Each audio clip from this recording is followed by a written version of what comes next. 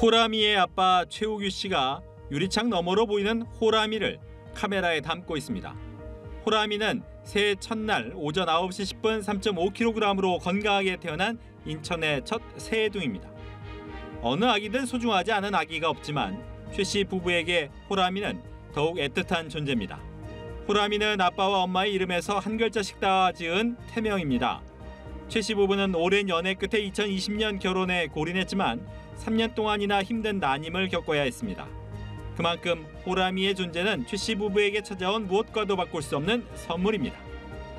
아빠 최 씨는 호라미의 탄생을 감격스럽다고 표현했습니다. 아내가 난임 시술 과정을 굉장히 힘들어했고 임신을 했을 때도 심한 입덧으로 많이 고생했다며 감회가 새로운 듯 울먹였습니다.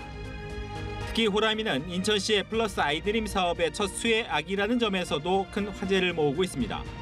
1억 플러스 아이드림 사업은 인천시가 지난해 12월 발표한 출생 장려 정책 중 하나입니다. 올해부터 인천에서 태어난 아기들이 성인이 될 때까지 각종 수당과 함께 교육비, 보육료, 급식비, 의료비, 교통비 등 1억 원 상당의 필수 비용을 제공받는 출산율 제고 프로젝트입니다. 호라미가 그 첫 수혜자로 18세까지 1억 원을 지원받게 됐습니다.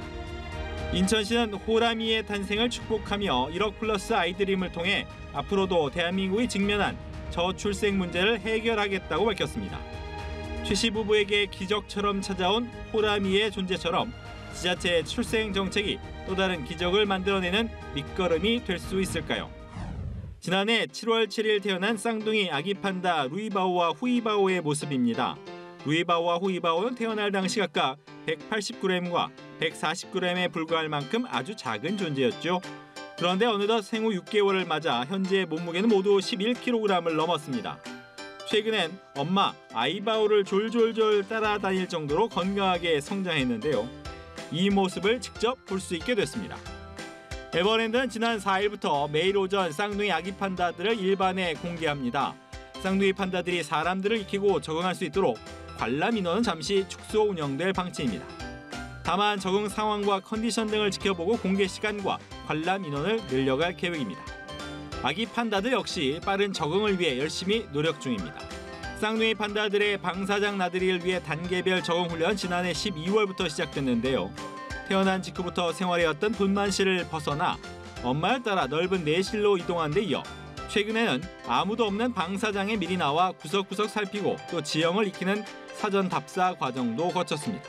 아쉽게도 단독 생활을 하는 판다들의 생태 특성상 이미 독립해 홀로 생활 중인 푸바오가 쌍둥이 동생과 같은 공간에서 함께 생활하는 모습은 볼 수 없는데요.